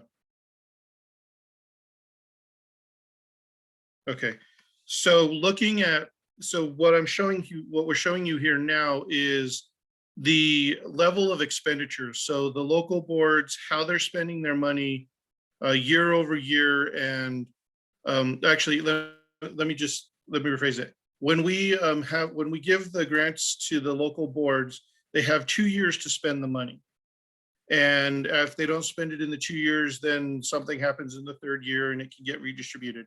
So what we're looking at is the past 3 years, the state of New Mexico has basically 3 different grants through USDOL that have come to us through the 3 different program years. And what we're showing right here is each one of the program years, program year 18, program year 19, and program year 20, how much the total is, how much was allocated to the local board. Expenditures is how much to date they have actually spent of that allocation. And then the last percentage is how much is left, how much percentage of the allocation do they have left in that was given to them.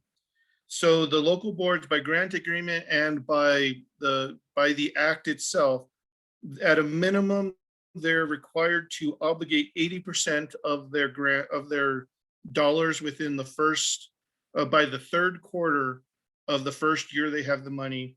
And at a minimum, they're required to expend 40% of the current year's funding by the end of the 3rd quarter of that program year. So looking at it, when you look at the central, you'll see their program year 18, they're fully expended. You'll look at their program year 19, they're fully expended. They're 20, we're past the 3rd quarter, and they're 60% expended out of that pot of money. So they're clearly hitting that 40% expenditure mark. And then you look at the other regions and you compare down how they're expending their money and how the monies are flowing through the program years. And the program years, it's required that they pay or that they spend the oldest money first. So it all has to go oldest to newest. They can't spend the new money before they start spending the old money. So with this being said, we're looking at 2 regions, the Southwest and the North, who expenditure rates for the current program year, which is program year 20, are significantly below the required 40%. So with that being said, what we're going to do at the state level is we are, and we're announcing it now, we're placing the Southwest Board and the Northern Board on a corrective action plan to help them along to spend the money that they have to spend. Because currently right now, and you'll see it in a future slide, both boards are getting, and actually, John, if you can move to the next slide, both boards for next year coming up is getting over $5 million to them. So that means they have to spend this current year's money that's left over, plus they have to spend the 40% of that 5 million by 3rd quarter of next year. And in the 3rd quarter of next year, and we're using program year quarter, so actually that means they have to spend 40% of the current year allocation by March. By March 2022, they have to have 40% of that money expended. That's what I mean by 3rd quarter. So if you look at this graph kind of just visually shows you what the other screen was showing. The blue line is how much they were allocated, and I want to call it orange. The orange line shows how much they've spent. So you can see how the expenditures are moving, you know, which boards are moving their money along and doing a good job spending it and strategically getting the money out the door. These numbers also, if you look, correspond with participants served. You can see that.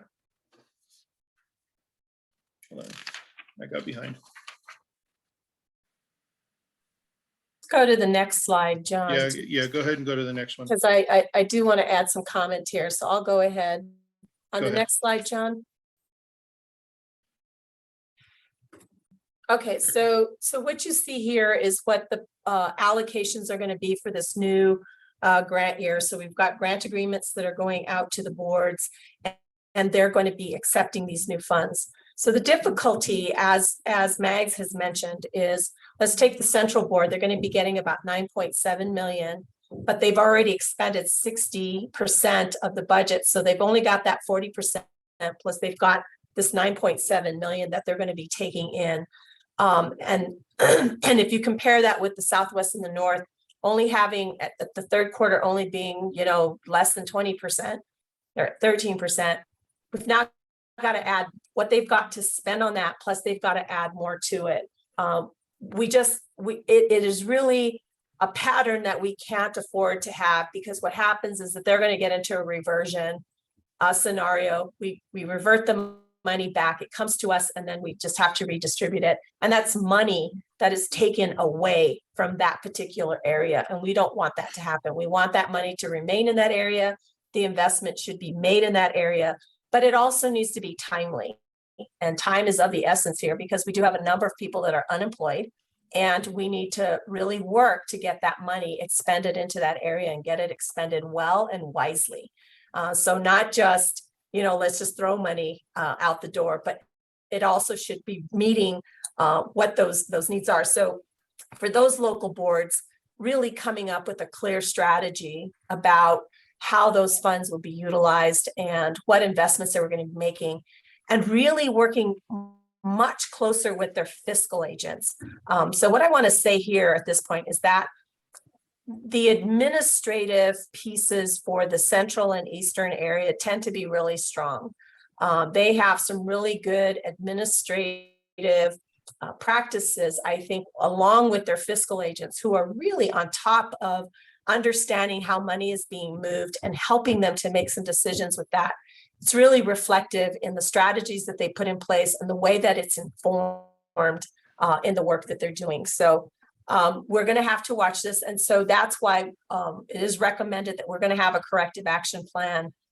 We're going to go ahead and place a corrective action plan with the Southwestern and Northern area for this next coming year, so that we can make sure that we have a real clear strategy coming from these two boards about how their money is being utilized, and that we can have some real clear guidance with them on how to make that money more effective.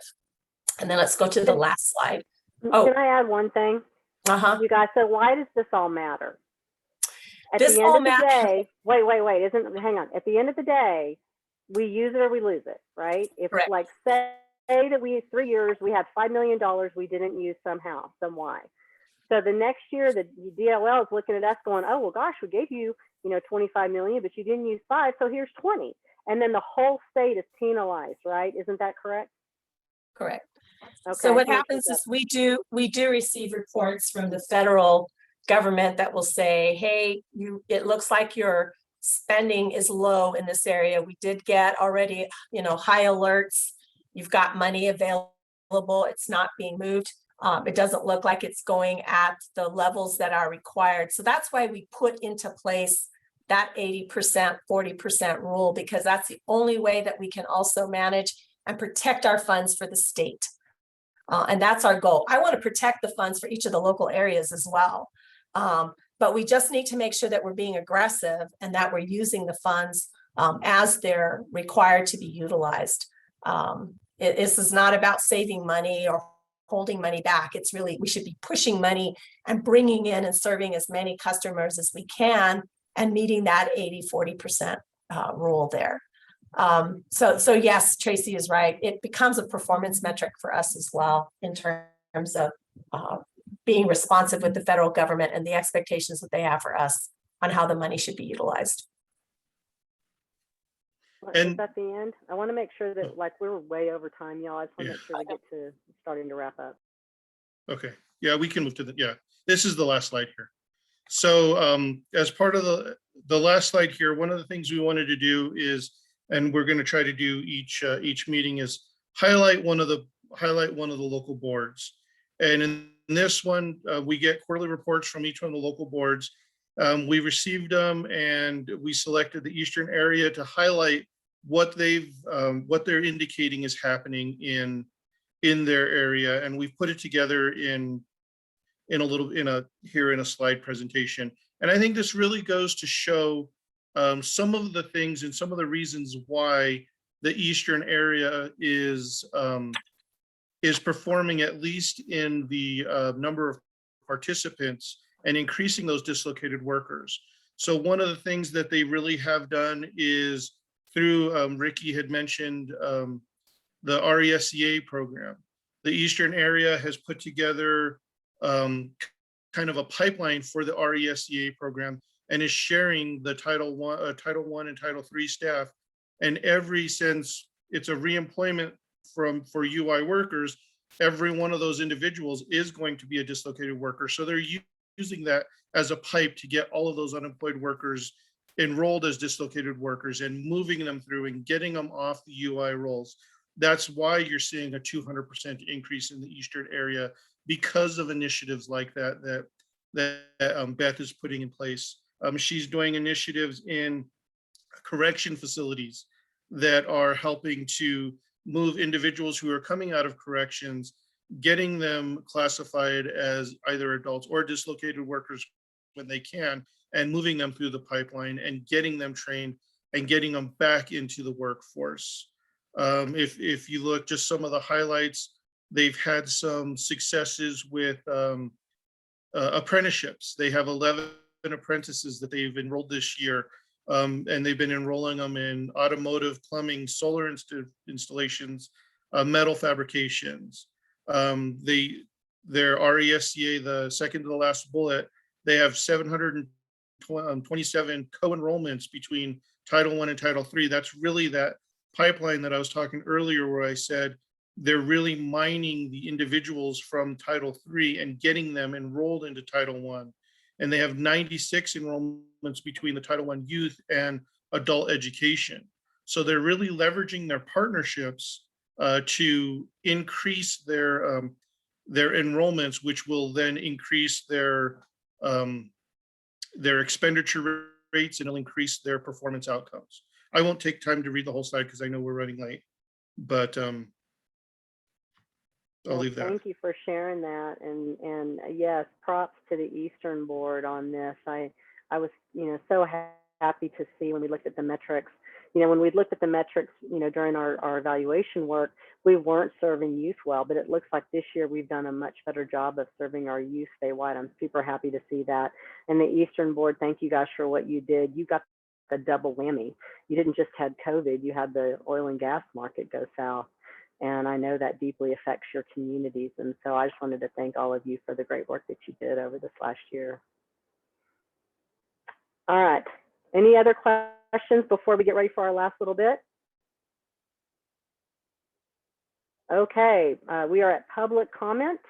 We have one public comment.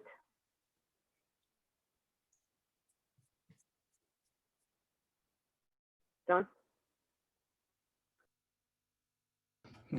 Okay, good afternoon, Madam Chair and members of the board. Steve Duran, the administrator of the Southwestern Workforce Development Area. As we move forward into the next program year, there's various issues that affect the public workforce system, and it affects New Mexico, in particular, our Southwestern area as well. Our proposition that we have and have had since 2019, when we last were able to present to the board, was to work together collectively, more so with the local boards and the state board, on areas where we need to move the needle on collectively. So whether it's serving individuals and increasing those numbers, the expenditure levels that you see now in the northern and the southwestern area, and performance indicators, or any other priorities that we have collectively, I think it's important that we strengthen our ties and prioritize those issues. that we need to move the needle on. This means that the local workforce boards and the state board, with their administrative entities and partners, will develop initiatives that are specific, measurable, achievable, relevant, and time-bound goals. We need to intensify our collective efforts. We want to be able to work constructively to move the needles on the biggest pain points that we have together. That's all I wanted to share, Madam Chair, on this public comment. Thank you, and thank the members of the board. Thank you for that comment. All right, well, thank you all for hanging in there. I apologize for going long. For the future, we will be at 2 hours. That's usually we can hit 2 hours pretty easily. So just for future planning, we'll make sure that we update the invitation. I want to thank all of our new board members. I hope that, I know that today you may have been going, what are they talking about? And it's okay. We want to help you know exactly what we're all talking about. And so Christina will follow up with all of you about scheduling a training so that you can feel really well equipped. And Representative Montoya, I will make sure that John connects us so that I can talk through, and anybody else, by the way, I can talk through the proposal that was made to the governor so that you feel fully briefed on what we were proposing. And I think you'll be pleased actually with what we're proposing and why. So thank you guys so very much. I will at this point adjourn the meeting. Thanks to all of you. Stay safe and well. Thanks, everyone. Enjoy your weekend.